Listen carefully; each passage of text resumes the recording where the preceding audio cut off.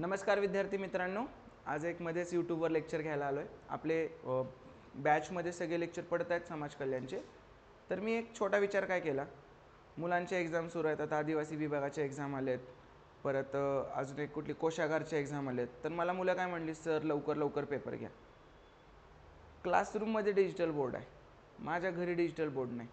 ठीक आहे, तर मुलांना लवकर पेपर उपलब्ध व्हावेत, लवकर सगळे एक्सप्लेनेशन उपलब्ध व्हावेत. तर मग म्हणून मी असा विचार केला की बाबा घरी जाऊन पण लेक्चर घेऊ.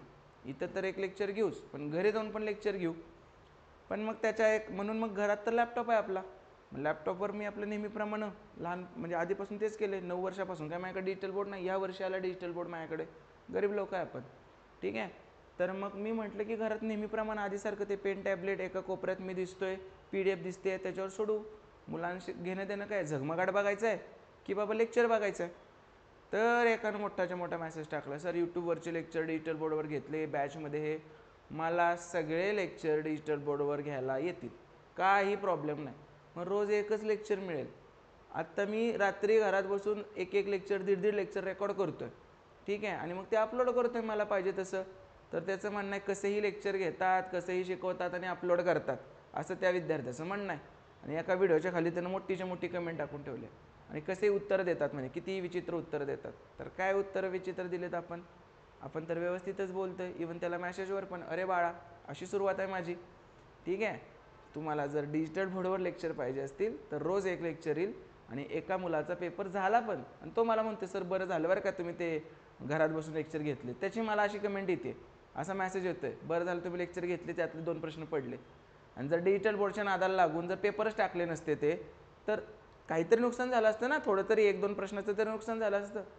मी तुमच्या चांगलं व्हावं, तुम्हाला जास्तीत जास्त कंटेंट लवकरात लवकर मिळावा म्हणून मी घरात बसून लेक्चर घेतोय. मला इथं घेत काही नाही. आणि इथं लेक्चर घेतलं तर काय, त्याला सरळ म्हटलं की बाबा गरम होतं इथं लेक्चर घेतल्याला. मी एक लेक्चर घेतले की थांबतो, मग वेळ लागणार लेक्चर अपलोड व्हायला तुम्हाला. घरात कसं फॅन खाली बसा, लेक्चर घ्या, अपलोड करा. म्हणजे जेवढं इथं एक लेक्चरमध्ये मी ड्रेन होतो तेवढं घरात नाही. 2 लेक्चरमध्ये माझी एनर्जी तेवढी राहते. किती सरळ साधी गोष्ट आहे, बरोबर. आणि तुम्हाला अजून मजा सांगतो, माझी जी सगळ्यात पहिली बॅच आहे ना, की जी मी लॅपटॉपवर घेतली, ती विदाऊट ॲडव्हर्टाइजमेंट, काही त्याचं कधी बोलत नाही, काही नाही, तरी ती ऑटोमॅटिक पोरं परचेस करतात. का, हाताला धरून शिकवल्यासारखं शिकवलं त्याच्यात मी, बरोबर. तर माझं एक प्रामाणिक म्हणणं आहे. आणि मी यूट्यूबवर कुठे कधी हे दिलं का तुम्हाला, कमेंटमेंट म्हणली का सगळे लेक्चर डिजिटल बोर्ड, नाही, तसं काहीच नाही. ठीक आहे, ठीक आहे, तर बोलणारे असतात, मी सगळ्यांना खुश करू शकत नाही, ही सरळ साधी गोष्ट आहे. आणि मजा काय माहिती आहे का, त्या व्यक्तीकडे माझा कॉन्टॅक्ट नंबर आहे, मग तरी पण यूट्यूबच्या कमेंट सेक्शनमध्ये यायची काय गरज आहे का. मला कॉन्टॅक्ट करून, कॉल करून, मेसेजवर पण बोललोच आहे ना, मग परत यूट्यूबवर मोठे मोठे मेसेज टाकायची काय गरज. ह्याच्यावरून मानसिकता दिसून येते की बाबा काय कसं काय सगळं कळतं. ठीक आहे, तर चालत राहतं आहे, चांगल्या वाईट गोष्टी या सगळ्या चालू असतात. आपलं एक सिम्पल आहे बाबा, नाही पटत आहे ना, ही तुमची फी रिटर्न घ्या, मला शांत जगू द्या आणि तुम्ही पण शांत जागा. मला शिकवायला येतं ते मी शिकवतो. आणि सिन्सिअर पोरांना नाही लागत डिजिटल बोर्ड, नाही काय, त्यांना समजलं ना संपला विषय. की मी कसा दिसतोय, मी सगळा दिसतोय का, माझा चेहराच दिसतोय कोपऱ्यात, याच्याशी काही घेणं नसतं त्यांना. ठीक आहे, चलो. तर आणि म्हणे इतर सगळे शिक्षक शिकवतात, कोण शिकवते समाज कल्याणचा पेपर दे. महाराष्ट्रातला एक शिक्षक आण की ज्यानं समाज कल्याणचं मॅथ घेतलंय, दाखव मला एक शिक्षक, एक दाखव, एक. असं काय नाही रे बाळांनो, शिकायचं आहे साठी या, ॲटिट्यूड दाखवण्यासाठी खरंच येऊ नका, काही गरज नाही आहे. माझ्याकडे येणारे सगळे विद्यार्थी सिन्सिअर आहेत. झगामागान मला बघावाले असले विद्यार्थीच नाही आहेत माझ्याकडे. हां, चालतंय, संपला विषय. दिसतंय ना आपल्याला, समजतंय ना, सरांचा आवाज येतोय ना, व्हिडिओ दिसतोय ना, व्हिडिओमध्ये लॅग नाही आहे ना, बस तुम्हाला समजण्याशी आलं की झालं की रे, अजून काय पाहिजे तुम्हाला. हे असा विद्यार्थी असतो, हे माझं वैयक्तिक मत आहे. मी अजूनसुद्धा विद्यार्थी आहे गणिताचा. मी कधीच स्वतःला गणिताचा शिक्षक म्हणत नाही. मी अजूनसुद्धा गणिताचा विद्यार्थी आहे. मला पण बऱ्याच गोष्टी शिकायच्या आहेत, अजून चांगलं करायचं आहे मला माझं गणित, आणि तुमच्यापर्यंत पोचवायचं आहे सोप्या भाषेत. ठीक आहे, मी पण मला अजून जे चांगलं वाटतं ते सगळं मी घेत असतो. मग कधी मला विद्यार्थ्यांकडनं पण शिकायला मिळतं की सर हे असं केलं तर, अरे म्हणलं 1 नंबर, असं पण माझं असतं सगळं. ठीक आहे, तर ह्या सगळ्या गोष्टी आहेत. म्हणून हे मला सांगायचं होतं, कारण मला वाईट वाटतं. मी पैसे कमवण्यासाठी कधीच ह्या टीचिंग क्षेत्रात आलेलो नाही. मला गणित सोपं करून द्यायचं आहे पोरांना, मी यासाठी टीचिंग क्षेत्रात आलेलो आहे. आणि हे माझ्या जवळच्या सगळ्या लोकांना, माझ्या जुन्या विद्यार्थ्या सगळ्यांना माहीत आहे. ठीक आहे, तर चला, विनाकारण 5 मिनटं गेले ह्याचे, पण ते मनात कसं होतं, मग कुठलंच काम करायची इच्छा होत नाही. त्यापेक्षा मग विद्यार्थ्यांना सांगितलेलं बरं की असं असं आहे. बघू जेवढं जमल तसं डिजिटल बोर्डवर घेईन, नाही तसं ते तिथं घेईन. ज्यांना प्रॉब्लेम आहे कॉल करणे, सर फी रिटर्न करा, फी रिटर्न होऊन जाईल. जे काय तुमचं गेलेलं आहे बघितलेलं आहे तुम्ही ते सगळं डिडक्ट होतं आणि त्याप्रमाणे फी रिटर्न होते. सरळ साधा सिंपल व्यवहार असतो माझा. ठीक आहे, कुणाला बळजबरीने कुणाचे पैसे मला पचणार पण नाही आहेत आणि त्यानं मी काही मोठा पण बनणार नाही आहे. तुम्ही आनंदानं जर माझ्या शिकण्यातून तुम्हाला फायदा होत असेल, तुमचे मार्क वाढणार असतील, तर ती फी माझ्या काहीतरी कामाची आहे. नाहीतर ती फी माझ्या तुमची काही कामाची नाही. ती अशी पण कुठून तरी माझ्याकडून हेच होणार, म्हणजे की विनाकारणचे खर्च तयार होणार वगैरे वगैरे. त्यापेक्षा ती तुमची फी तुम्हाला खूप व्यवस्थित उपयोग करता येईल नंतर. चला, हे सगळं असं बोलणारं जर तुला कोण भेटत असेल शिक्षक तर सांग बाबा मला. पुढचा पेपर आपण बघतोय, वॉर्डन सुप्रिटेंडंट फिमेल. 6 मार्चचा पेपर आहे हा. 9 ते 11ची शिफ्ट आहे. 9 ते 11ची शिफ्ट आहे. आणि अजून एक ॲपमध्ये PDF देतोय आपण ॲनोटेशन सगळ्याच्या. ठीक आहे, मग जर त्या डाउनलोड होत नसतील ना तर मला मेसेज करा. 2 गोष्टी करायला लागतात. तुमची रॅम आणि कॅचे मेमरी फुल झालेली असते, त्यामुळे ते डाउनलोड होत नाही. आणि क्रोम अपडेट करायला लागतं. क्रोम अपडेट करा आणि रॅम आणि कॅचे मेमरी तुमची क्लिअर करा त्या PDF. तरी पण नाही झालं तर मग मला मेसेज करा, सर ट्राय करतोय पण होत नाही. माझ्या मते हे एवढं केलं की होऊन जातं, त्याला काही जास्त वेळ लागत नाही. कारण तो पर्टिक्युलर मोबाईलचा इश्यू आहे. कारण माझ्या ह्याच्यात डाउनलोड झालं तर तुमच्या ह्याच्यात व्हायला पाहिजे. ही आपली बॅच आहे. ज्यांना आपली ही बॅच करायची आहे त्यांच्यासाठी 1 वर्ष व्हॅलिडिटीची बॅच आहे ही. आपण ह्याची फी 999 रुपये ठेवलेली आहे. याच्यात तुम्हाला 2 शिकवणारे फोल्डर भेटतात, मॅथ आणि रिझनिंगचे. ठीक आहे, ह्यात कन्सेप्च्युअल मॅथमॅटिक्स आहे, कन्सेप्च्युअल रिझनिंग आहे. हे लॅपटॉपवरचे लेक्चर आहेत. त्यानंतर काही लेक्चर लॅपटॉपवरचे आहेत, काही लेक्चर डिजिटल बोर्डवरचे आहेत. आणि एक थोड्या दिवसात मी हे मॅथ आणि रिझनिंगचे शिकवणारे जे लेक्चर आहेत ते सुद्धा मी डिजिटल बोर्डचे अपलोड करून टाकेन. ते फक्त MPSC ओरिएंटेड असतील. ठीक आहे, थोडेफार तर त्या पद्धतीनं ते असणार आहे. त्याच्या काही PDF वगैरे नाहीत मिळणार तुम्हाला. लेक्चर सगळे डिजिटल बोर्डवरचे मिळून जातील. असे 2 फोल्डर मी त्याच्यात अपलोड करून टाकेन. आणि त्याच्यानंतर खूप सारे फोल्डर आहेत. त्याच्यात टेटचा एक फोल्डर आहे, TETचा एक फोल्डर आहे, BMCचा फोल्डर आहे, समाज कल्याणचा फोल्डर आहे, तलाठीचा फोल्डर आहे. तलाठीच्या फोल्डरमध्येच WRD, PCMC, DVT आणि TPA याचे एकत्र केलेले व्हिडिओ लेक्चर्स आहेत. ठीक आहे, सहकारचे 2-3च पेपर होते तर त्याचे पण व्हिडिओ आपण टाकलेले आहेत. तर अशा पद्धतीने एक छोटे छोटे PCMC क्लर्कचा फोल्डर आहे. असे छोटे छोटे फोल्डर करून सगळ्याचे PYQ तुम्हाला देतोय. तुमचा एखादा टॉपिक कच्चा असेल तर तुम्ही या कन्सेप्च्युअल फोल्डरमधून सुरुवातीला ट्राय करू शकता आणि त्याच्यानंतर PYQ कडे या. चला, पहिल्या प्रश्नापासून सुरुवात करू. एका वर्गातील 16 विद्यार्थ्यांच्या गुणाची सरासरी किती आहे? 69 आहे. प्रत्येक विद्यार्थ्यांचे गुण दुप्पट केले तर नवीन येणारी सरासरी. मला सांगा, प्रत्येकाचे गुण दुप्पट केले तर सरासरी पण काय होते? दुप्पट होते. मग सरासरी 69 आहे, प्रत्येकाचे गुण दुप्पट केले तर सरासरी पण दुप्पट होणार.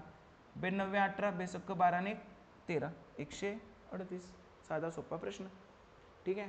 नंतर 87 प्रति केजी किंमत असलेल्या साखरेला 28 प्रति केजी किंमत असलेल्या साखरेमध्ये किती प्रमाणात मिसळली पाहिजे जेणेकरून या मिश्रणाची 81.2 प्रति केजी दराने विक्री केल्यास 16% नफा होईल. 16% नफा होईल. मग आपण काय करू, ह्या सगळ्या गोष्टी आपल्याला समान लागतात. एक आहे 87 वाली साखर, एक आहे 28 वाली साखर आणि मधली साखर. मग ह्या कॉस्ट प्राइस आहेत तर इथली पण कॉस्ट प्राइसच पाहिजे. पण ते मिक्सवाल्याची त्यांनी कॉस्ट प्राइस दिल्या का? विक्री केल्या म्हणजे सेलिंग प्राइस दिल्या, म्हणजे कॉस्ट प्राइस काढायला लागेल. नफा किती होतोय? 16%. 16% नफा म्हणजे विकणं कितीला? 116%ला. म्हणजे 116 म्हणजे 81.2 तर 100 म्हणजे किती? चला करा, आपण कसं करतो आता ह्याला. जेवढं जसं भाग जाता येते तसं भाग घालू. 8120 भागिले 116. 4 4 न भाग जातोय तर 4 4 न भाग घालू. 4 2 8, 4 9 36, 4 2 8, 4 0 0, 4 त्रिकोण 12, 4 0 0, 29. आता 29 7. ठीक आहे, 3 2 मग हे किती येते? 70. हे किती आलं? 70. म्हणजे मिक्सची कॉस्ट प्राइस किती आहे? 70. मी इथे किती येणार? 70.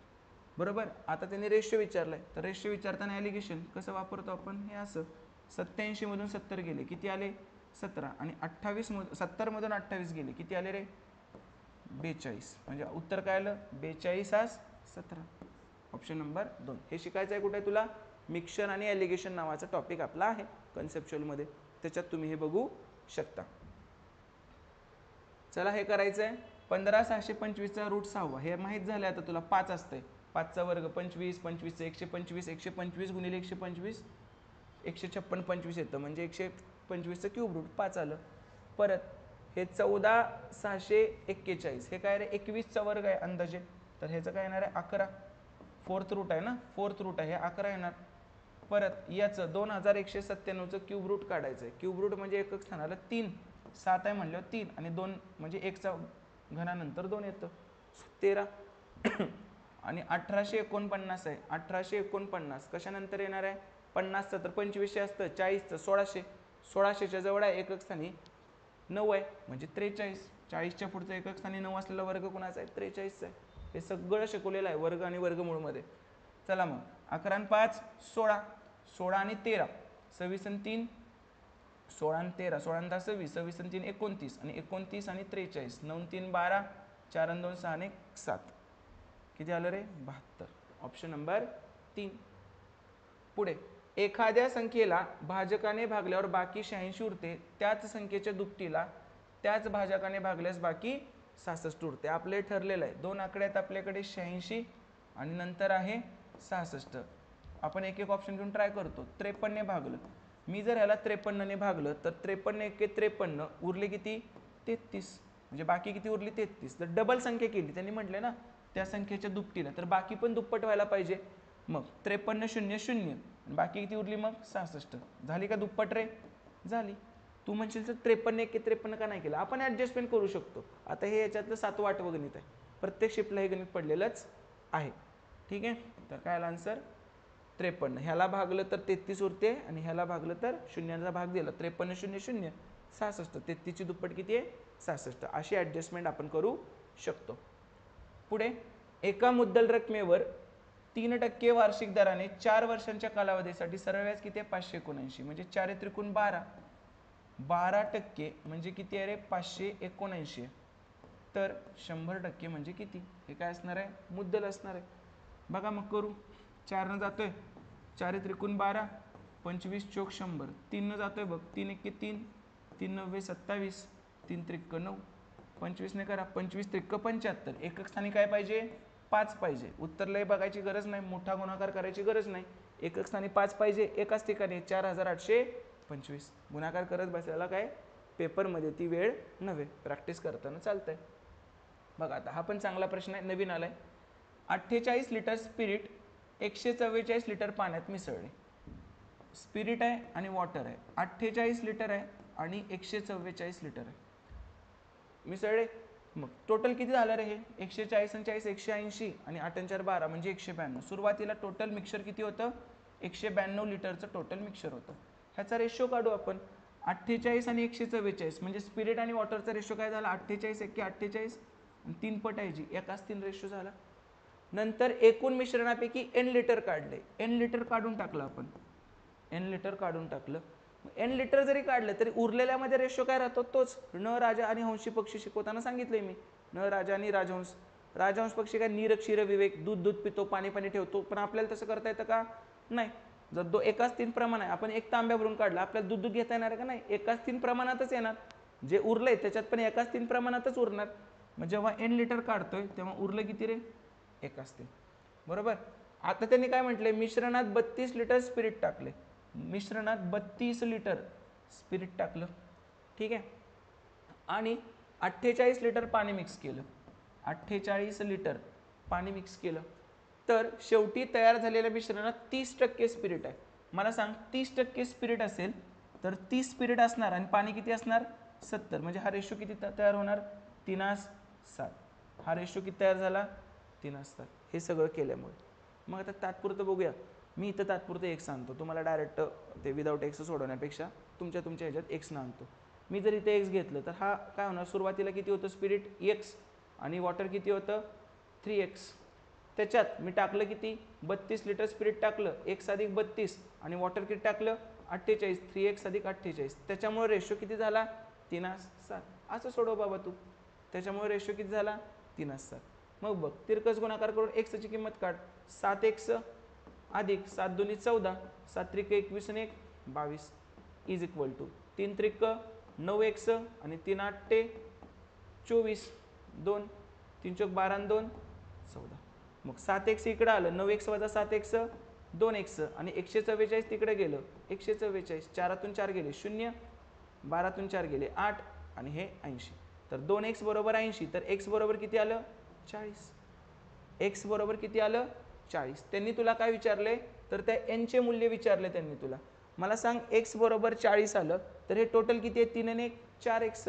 मग x बरोबर 40 असेल तर 4x बरोबर किती येणार, 4x बरोबर किती येणार, 4 चौक 16 160. आणि हे 160 कधी आले, टोटल मधून n मायनस केल्यावर किती आलं 160. मग मला सांग टोटल किती होतं 192. 192 मधून n लिटर मिश्रण काढलं तर किती आले 160. तर n बरोबर काय असणार आहे 192 वजा 160 म्हणजेच किती रे 32. n ची व्हॅल्यू काय आली तुझी 32. Option number 3. कळलं. ह्या टाईपचं एक गणित झालेलं आहे, फक्त हे जरासं व्हेरिएशन होतं, थोडंसं व्हेरिएशन होतं हे. डन. पुढे जाऊ आपण. वार्षिक आकारणीनुसार प्रतिवर्ष किती टक्के दराने एक ठराविक रक्कम 2 वर्षात स्वतःच्या 86 पट होईल. आता हे अवघड आहे कारण लिटरली कॅल्क्युलेटर लागतं ह्याला, त्याशिवाय शक्य नाही. तरी बघू अंदाजे कसं काय करता येते का आपल्याला. आता किती टक्के दराने एक ठराविक रक्कम 2 वर्षात 86 पट होते. म्हणजे सर कंपाऊंड फॉर्म्युला काय, a is equal to p into bracket 1 plus r by 100 raise to t. ठीक आहे. तर आता मला सांगा त्यांनी काय म्हटले, स्वतःच्या 86 पट होते म्हणजे रक्कम p होती आणि ती रक्कम आता किती झाली रे 86p झाली. 86 पट होते ना 86p म्हणजे अमाऊंट काय असणार आहे 86. अमाऊंट असणार आहे 86. तर 86p आणि रक्कम किती आहे p इंटू 1 प्लस r तुला काढायचं आहे rate of interest r by 100 raise to t किती आहे टाइम पिरियड 2 वर्ष. टाइम पिरियड किती आहे 2 वर्ष. जमलं. मग आता ह्याच्यातून करा काय काय करू शकतो आपण ह्याच्यात, p कॅन्सल. मग आता ह्याचं वर्गमूळ काढायला लागते. ह्याचं वर्गमूळ काय येते 1 प्लस r बाय 100. आता प्रश्न असा आहे त्यांनी देताना खरं तर असं द्यायचं असतं की इथली संख्या जरा वर्ग संख्या पाहिजे तर ते फिजिबल आहे. त्यांनी दिले 86. 86 काय वर्ग संख्या आहे का नाही. मग 86चा अंदाजे वर्गमूळ 81चं वर्गमूळ 9 आहे. 86चं काय 9.23 किंवा 9.3 च्या आसपास असणार आहे बरोबर. मग 86चं वर्गमूळ काय झालं 9.3. आता मग इकडे येऊ, मग r by 100 is equal to इकडचं 1 इकडे गेलं 9.3 वजा 1 8.3 बरोबर. मग इकडे काय झालं r बरोबर 8 300. मग आता हे किती हे आहे माहिती आहे का, ह्याचं वर्गमूळ आहे 9.27 असं समथिंग आहे काहीतरी 9.273. एवढं डिटेलिंग अशक्य गोष्ट आहे. ठीक आहे. आणि त्यामुळे असे प्रश्नाचे लई नादाला लागायचं नाही. इथला आकडा वर्गमुळात चांगला पाहिजे होता, वर्गसंख्या पाहिजे होता. मग इकडून एक गेलं तर काय येणार 8.273. मग बरोबर r बरोबर काय 100 गेलं तर 827.3. 827.3. आता हे बघ हे काय मी सोडवलं का नाही, मला हे उत्तर बघितलं त्याच्यावरून म्हटलं की ह्याचं वर्गमूळ 9.273 असणार आहे. मी अंदाजे 9.3 घेतलेलं. जमतंय. सेम असा प्रश्न BMC निरीक्षकला आला होता. प्रत्येक शिफ्टमध्ये BMC निरीक्षकचा आला होता आणि त्यांच्यात एका शिफ्टमधला चुकला होता कारण ते ह्या पट्टीत घोळ केला होता त्यांनी 86 पट आणि 87 पट असं मिसमॅच केलेलं जरासं. ठीक आहे. तर अशा पद्धतीनं हे करायचं. तुम्हाला मेथड सांगितली. रियालिटीमध्ये इथं खरं तर वर्गसंख्या द्यायला पाहिजे असते. कोर्सविषयी माहिती आहे एज्युकल्चर ॲप डाउनलोड करा आणि हा कोर्स तुम्ही जॉईन करू शकता. एका वस्तूची खरेदी किंमत 400 आहे. एका वस्तूची खरेदी किंमत 400 आहे आणि त्यावरील छापील किंमत 650 आहे. विक्रेत्याने छापील किमतीवर 28% सूट देऊन विक्री केल्यास 650 छापील किंमत आहे, 28% सूट दिली म्हणजे विकलं कितीला 72%ला. करा मग शून्याला शून्य गेले 13 5 65 5 2 10 बे 1 बे 36 2 72 13 सक्क 78 हा 40 7 33 39 आणि 7 46 म्हणजे कितीला विकली 468ला. वस्तूची खरेदी किंमत किती आहे 400. मग 400 ची वस्तू 468ला विकली म्हणजे किती फायदा झाला 68. मग टक्क्यात विचारलाय मग काय करणार 400 वर 68 फायदा तर 100 वर किती 2 शून्याला 2 शून्य गेले 17 चोक 68 किती टक्के फायदा झाला रे 17% फायदा झाला. Option number 3. साधा प्रश्न आहे, जास्त काय अवघड हा प्रश्न नाही. पटतंय सगळ्यांना? चला पुढे येऊ.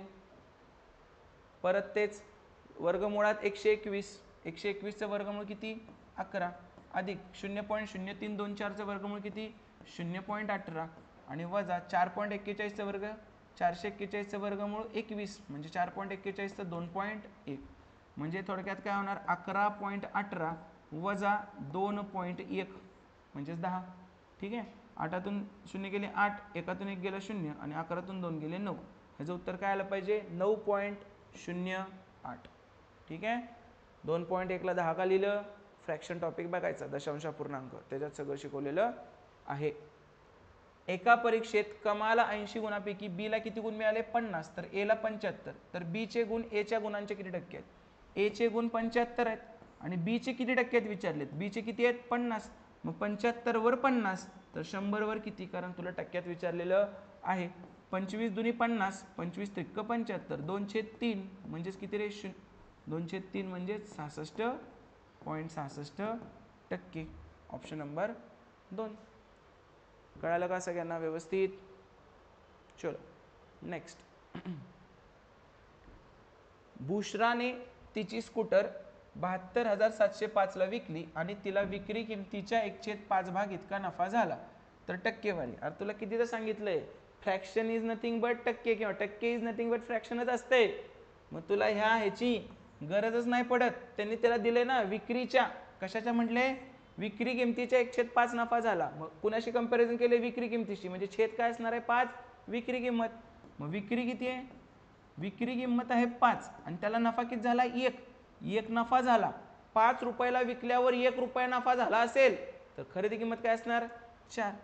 खरेदी किंमत किती? मग खरेदी किंमत किती झाली? 4.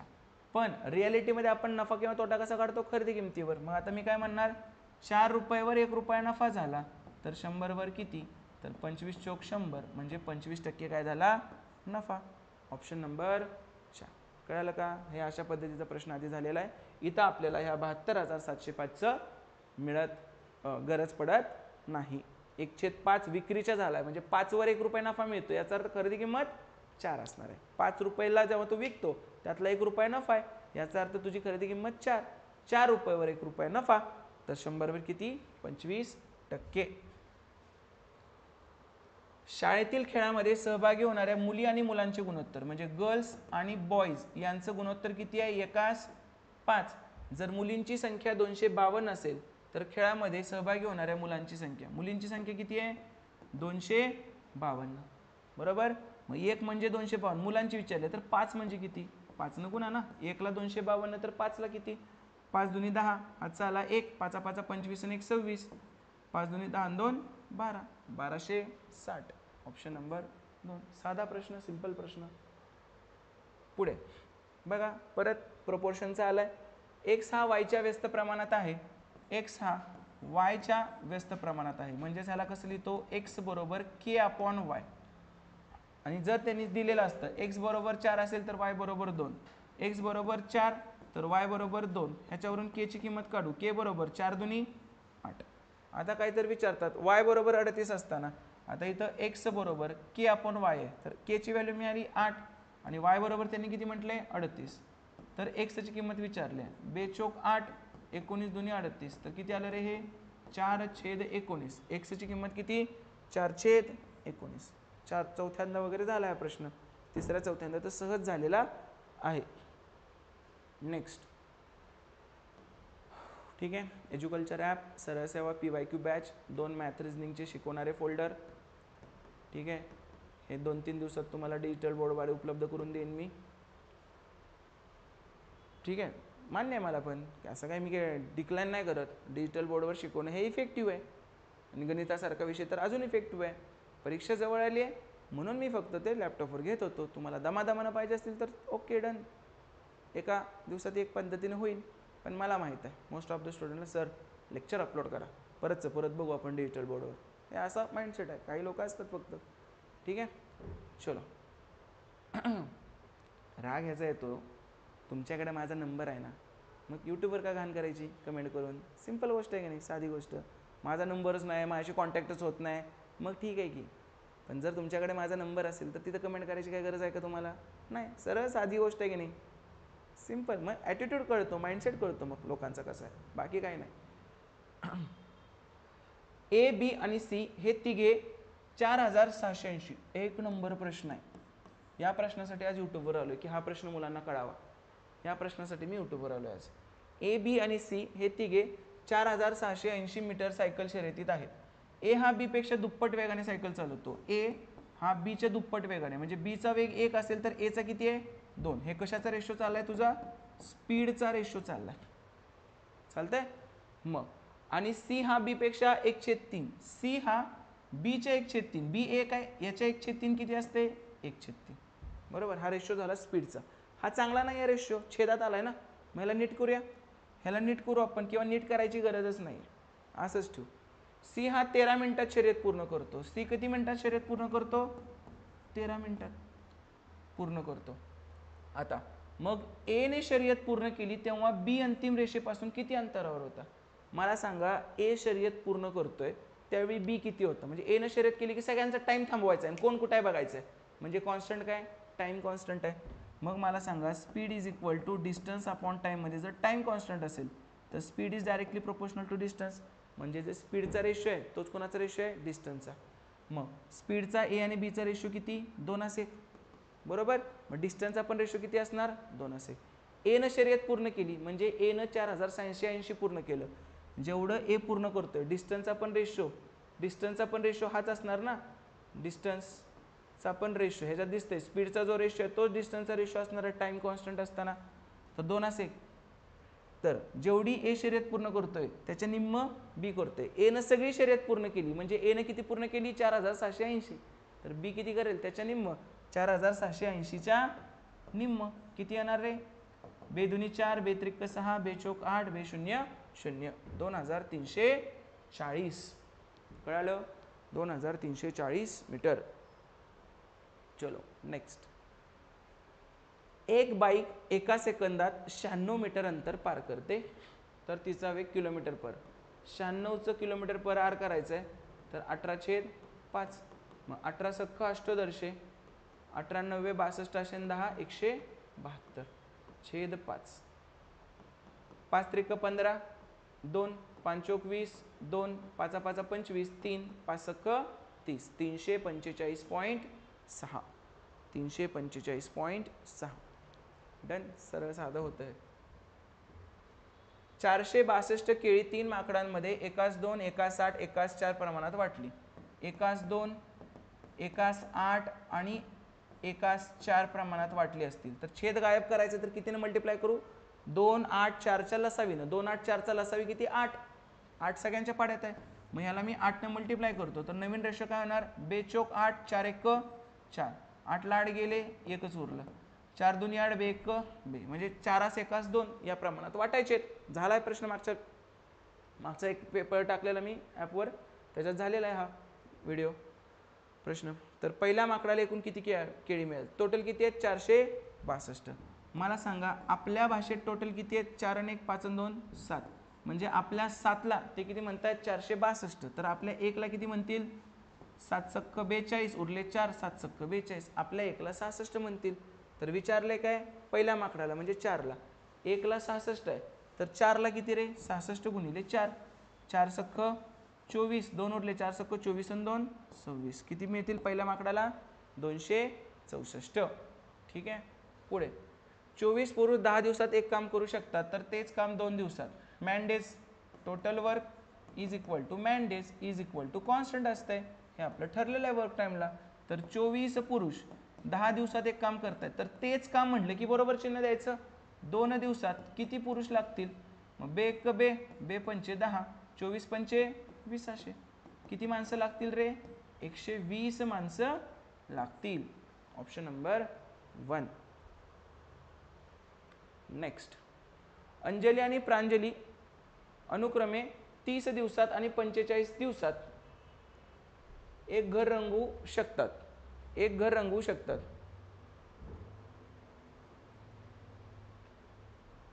जर त्यांनी प्रांजलीपासून सुरुवात करून 1 दिवसाआड काम केले तर त्या दोघी किती दिवसात रंगू शकतील? 30 दिवस आणि 45 दिवस. अंजली आणि प्रांजली. लसावी किती आहे? 90. मग 30 त्रिक 90, 45 दुनी 90, 3 आणि 2 5.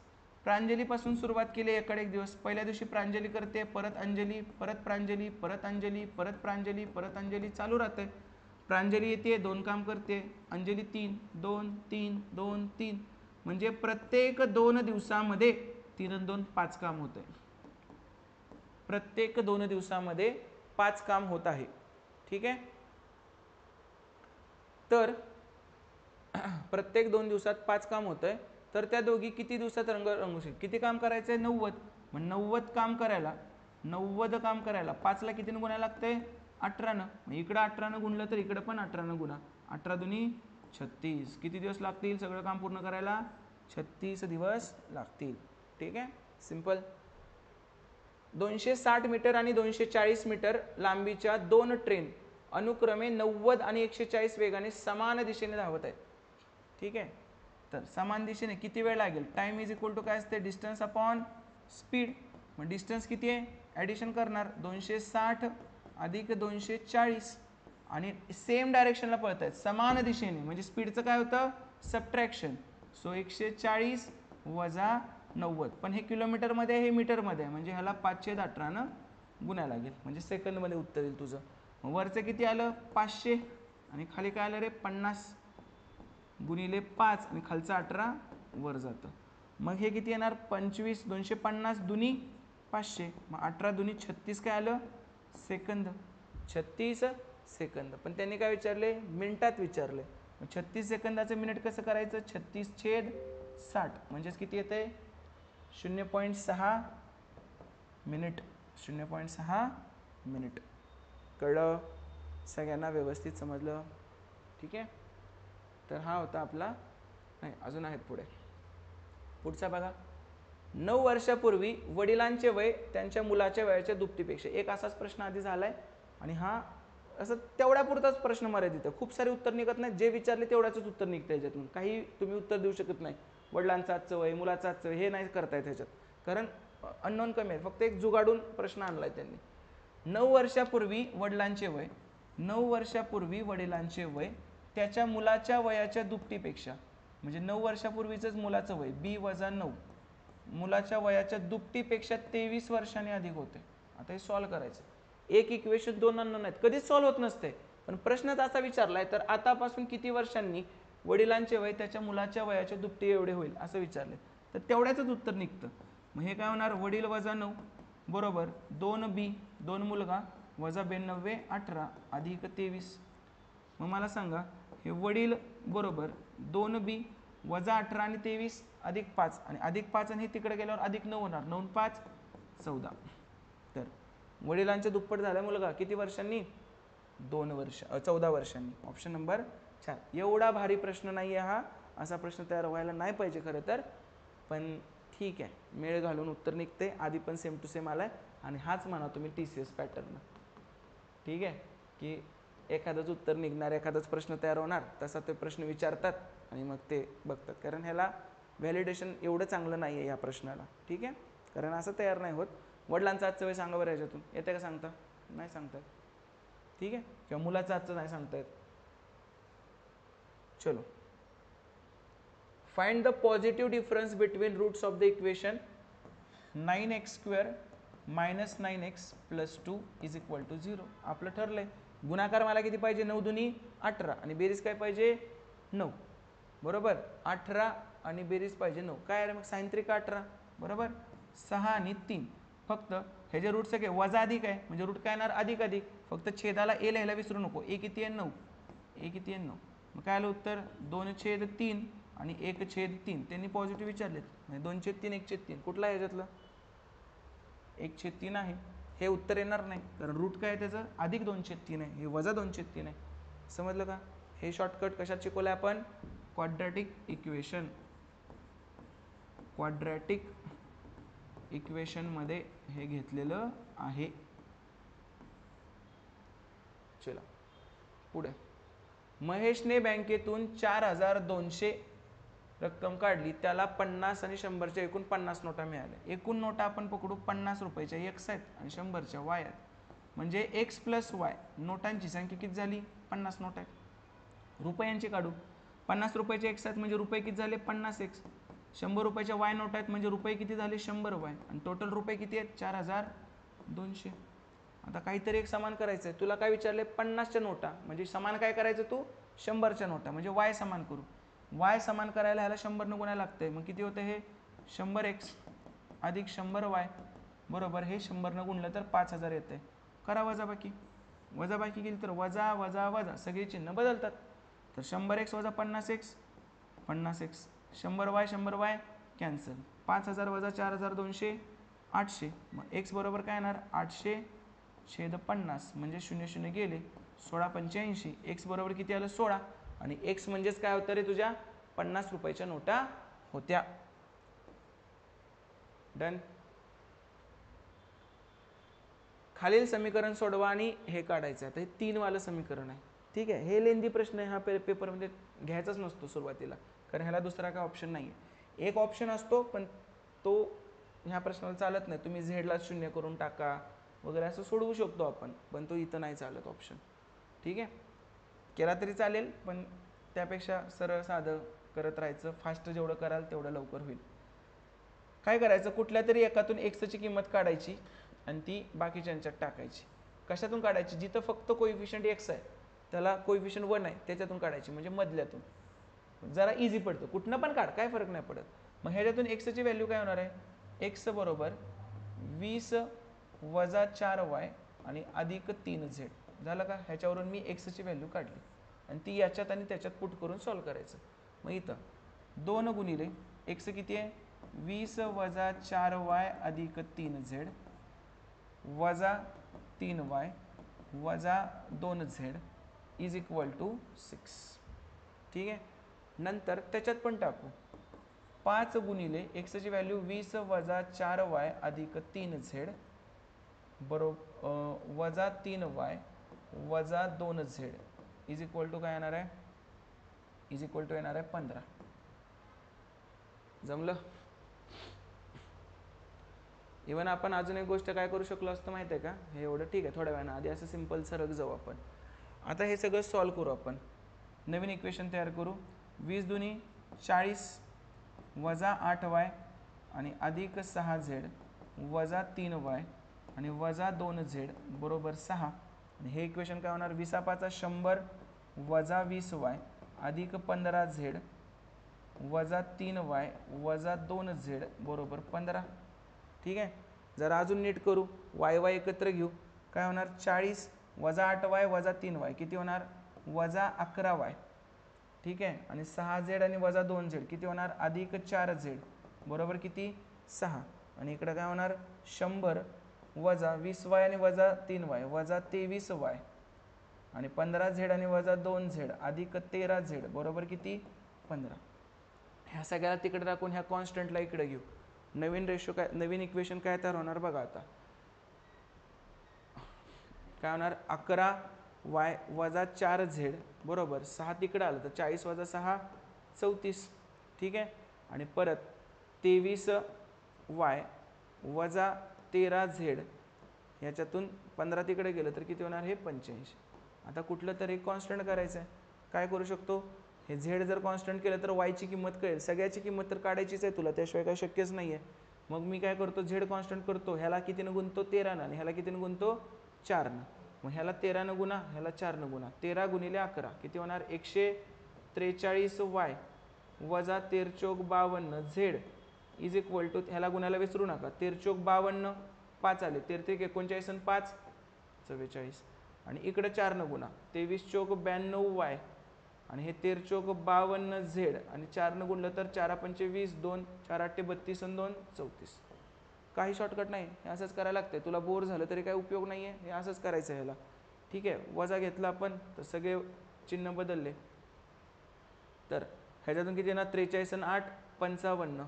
55y बरोबर हे कॅन्सलच झालं. 2 0 आणि 1 हे काय आलं? 4×25. ठीक आहे. 102 तर वाय बरोबर तर येत नाही की, काय चुकलं का? 13 13 चौक 52, 5 13 39 आणि 5 44, 4 5 20, 2 4 8 32 आणि 2 34. करेक्ट आले सगळं. 43 आणि 8 किती असते? 51 आहे बाळांनो. हे 43 आणि 8 किती झाले? 51. कसं कळतंय? पॉईंटमध्ये नाही आलं पाहिजे ना, आधीच एवढं मोठं करतोय आपण. 51 वाय म्हणजे 102, तर वाय म्हणजे किती आलं? दुप्पट 2. वाय बरोबर काय आलं? 2. वाय बरोबर जर 2 असेल, वाय बरोबर जर 2 असेल, कशात पण एकात व्हॅल्यू टाका. मी पहिल्यात व्हॅल्यू टाकतो याची, वाय बरोबरचं 2. 11 दुनी 22 वजा 4z इज इक्वल टू 34. तर 4z तिकडं घेतलं मी, 4z तिकडं घेतलं, तर 22 वजा 34 काय होते? वजा 12. तर z बरोबर काय? वजा 3. ठीक आहे.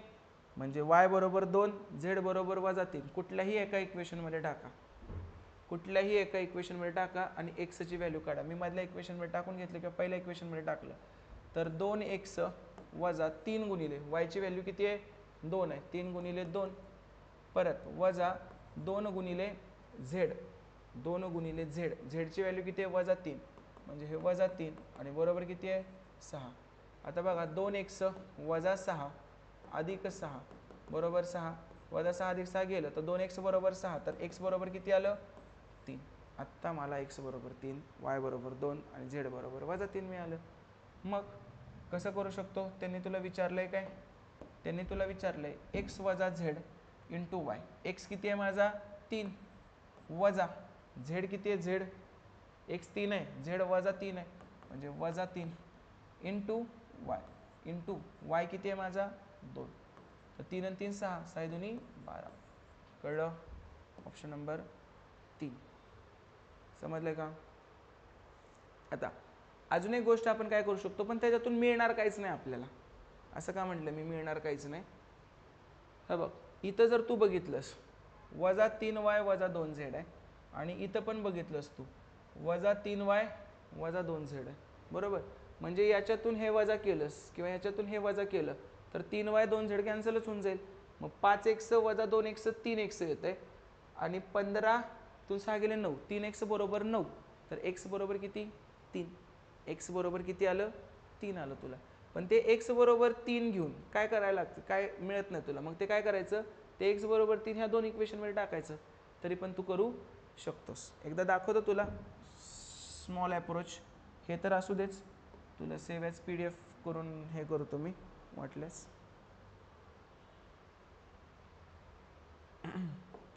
कॉपी करू आपण.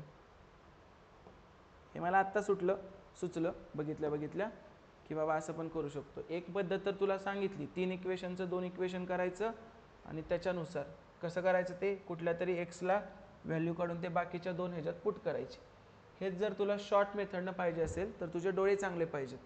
डोळे चांगले म्हणजे काय? तुला इथं दिसलं पाहिजे, इथं वजा 3y वजा 2z आहे आणि इथं वजा 3y वजा 2z आहे. म्हणजे मी त्याच्यातून हे वजा करतो सरळ. 5x वजा 3y वजा 2z बरोबर 15 आणि 2x वजा 3y वजा 2z बरोबर 6. हे जर वजा केलं तर वजा अधिक अधिक आणि इकडे काय होणार आहे? वजा. मग 5x वजा 2x 3x वजा 3y अधिक 3y कॅन्सल, वजा 2z अधिक 2z कॅन्सल. सो 15 वजा 6 9. तर x बरोबर किती भेटलं? 3. पटलं? किती इझिली झालं हे. मगाशी जेवढं ते पापड पसार लागला. आता हे कुठल्याही 2 इक्वेशनमध्ये टाक, फक्त या 2 इक्वेशनमध्ये टाकू नको, कारण तुला काहीच मिळणार नाही. हे 2 सेमच इक्वेशन बनतील. तू पहिल्यात आणि दुसऱ्यात टाकून घे एक्सची किंमत. एक्स किती येते? 3 दुनी 6. 6 जर तिकडे गेलं, 6 जर तिकडे गेलं तर 6 वजा 6 0. म्हणजे पहिलं इक्वेशन काय बनतंय? वजा 3y वजा 2z बरोबर किती आलं? 0. जमलं? आता दुसऱ्यात टाक. एक्सची किंमत 3, 3 इथे टाकलं, 3 तिकडे गेलं, 17 बनतंय. म्हणजे 4y वजा 3z, 4y वजा 3z बरोबर किती? 17. हे अजून इझी झालं. आता हे अजून इझी झालं. करा बरं. हे कसं करणार? मी वरच्या इक्वेशनला 4 न गुणतो आणि खालच्याला 3 न गुणतो मी. मग किती तयार होणार? 4 त्रिकोण 12 वजा 12y, 4 दुनी 8 वजा 8z इज इक्वल टू 0. आणि 3 चौक 12, 3 चौक 12 y वजा 3 त्रिक 9z बरोबर 17 त्रिक 51. बेरीजच करा, 12y 12y cancel, 9 8 17z is equal to 51. Z बरोबर किती आलं 3. मग झेड बरोबर 3 आलं तर ह्याच्यात कशात तरी पुट करा. झेड बरोबर 3 आहे तर 3 दुनी 6, 6 इकडे गेलं तर अधिक 6 तर वजा 3y बरोबर अधिक 6 तर y बरोबर काय येणार वजा 2. हे मगाच्या पेक्षा जरा इझी वाटत असेल तुला. मग तुला आता x मिळालं, y मिळालं, z मिळालं तर तुला कशाची किंमत विचारली आहे x वजा z इंटू y. x किती आहे 3 वजा z किती आहे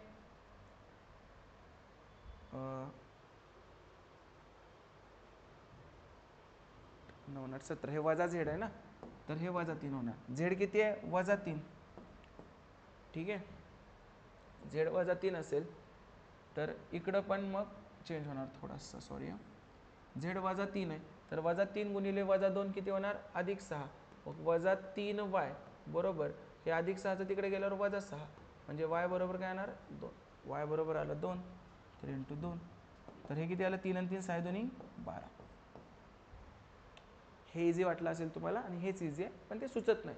ते मागाची मित्र आधी केलं होतं आपण एक एक्झाम्पल, ते सुचतं. 2 सलग धन पूर्णांकांचा गुणाकार 271 आहे. लहान पूर्णांक x ने दर्शवला आहे. मग आपले झाले किती तर झाले. हे लहान पूर्णांक धन पाहिजे असेल तर चिन्ह कुठलं पाहिजे अधिक वजा. ह्याच्यामध्ये हे वजा चिन्ह कुणाला असतंय मोठ्याला. मग मोठ्याला जर वजा चिन्ह असेल तर लहानाला कुठलं चिन्ह असणार आहे अधिक. मग कुठं आहे अधिक वजावाला इक्वेशन ऑप्शन नंबर 4. हे सगळं आपण शिकलेलं आहे. कसं जर तुमच्या इक्वेशनमध्ये क्वाड्रेटिक इक्वेशनमध्ये अधिक वजा अधिक असेल वजा अधिक तर त्याचे रूट्स काय असतात त्याचे रूट्स असतात अधिक अधिक. जर हे अधिक अधिक असेल तर त्याचे रूट्स काय असतात वजा वजा. जर हे अधिक वजा असेल तर याचे रूट्स काय असतात अधिक वजाच असतात पण हे वजा चिन्ह कुणाला येतं मोठ्याला येतं. आणि जर हे वजा वजा असेल ह्याचे पण रूट्स अधिक वजा असतात पण हे वजा चिन्ह कोणाला येतं छोट्याला. आपल्याला इथे दोन्ही अपूर्णांक धन आहेत असं सांगितलं आणि लहान अपूर्णांक सांगायचं आहे. दोन्ही धन असतील लहान धन पाहिजे म्हणजे ह्याच्यात मोठा वजा आहे तर लहान काय असणार अधिक. त्यामुळे काय येणार यांचा आन्सर अधिक वजा. हे खूप इझी आहे, खूप म्हणजे खूप इझी आहे. चला हे करायचं ए वर्ग वजा बी वर्ग काय असतं ए वर्ग वजा बी वर्ग म्हणजे ए प्लस बी आणि दुसऱ्या ह्याच्यात ए मायनस बी. ए प्लस बी म्हणजे काय 870 अधिक 130 1000 आणि ए मायनस बी म्हणजे काय 740. 740 गुणिले 1000 म्हणजेच काय रे 740 वर 3 शून्य. 4 ते 5 वेळा झालेला होता हा क्वेश्चन. ठीक आहे डन. तर अशा पद्धतीनं आपण अजून एक व्हिडिओ यूट्यूबवर घेतला आहे. तुम्हाला ही बॅच जॉईन करायची असेल तर बिंदास जॉईन करा. आधीच डिस्क्लेमर देतो की बाबा काही लेक्चर त्याच्यात डिजिटल बोर्डचे आहेत, काही लेक्चर त्याच्यात लॅपटॉपवरचे आहेत. कंटेंट सगळा तोच आहे. मी त्याच एनर्जीनं त्याच ह्यानं शिकवतो नेहमी. माझ्या त्याच मेथड आहेत. लॅपटॉपवर आहे म्हणून भंगार शिकवतो आहे, डिजिटल बोर्डवर आहे म्हणून भारी शिकवतो आहे असलं काही नाही.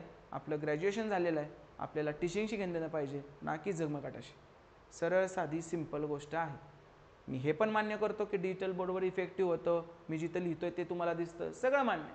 पण आपण हे सगळं काय करतोय तुमचे पेपर जवळ आलेत, तुम्हाला जास्तीत जास्त गोष्टी मला द्यायच्या आहेत म्हणून मी हे सगळं करत आहे. तरी पण तुम्हाला काय वाटत असेल तर बिंदास्त माझा कॉन्टॅक्ट आहे. मी माझा कॉन्टॅक्ट नंबर असताना उगाच पब्लिक प्लॅटफॉर्मवर करणं मला तर पटत नाही, तुम्हाला पण ते शोभा देणार नाही असं माझं स्वतःचं वैयक्तिक मत आहे. बाकी तुमच्या रिकमेंडेशन तुमचे सजेशन सगळं मला मान्य आहे. तुम्हाला काही प्रॉब्लेम असेल तर मला कॉल कधीही करू शकता आणि मीच कॉल उचलतो. असिस्टंट कोऑर्डिनेटर वगैरे अजून तरी तशी काय आपण एवढे मोठे झालेलो नाही. तर कधीही याच्यावर कॉल करून मला तुम्ही माझे विद्यार्थी असा पेड बॅचचे किंवा नसा मला डायरेक्ट तुम्ही कॉन्टॅक्ट करू शकता. कधी आधी एक मेसेज टाकायचा, नाही उचललायचा अर्थ लेक्चरमध्ये असतो पण कॉलबॅक मी नक्की करतो. ठीक आहे, आज करेल उद्या करेल 2 दिवसात तरी मी कधीही कॉलबॅक करू शकतो. ओके, तर अशाच पद्धतीनं आपण कधीतरी डिजिटल बोर्डवर घेऊ, कधीतरी लॅपटॉपवर घेऊ. पण तुम्हाला 20 तरी मिनिमम प्रश्नपत्रिका मी समाज कल्याणच्या देणार आहे, हे एवढं मी तुम्हाला प्रॉमिस करू शकतो. आणि अजून तर घेतच राहणार पण तुमच्या पेपरच्या आधीपर्यंत जरा 20 पर्यंत तरी आपले होतील. काही लोकांचे सुरू पण झालेत पेपर. ठीक आहे, चलो धन्यवाद.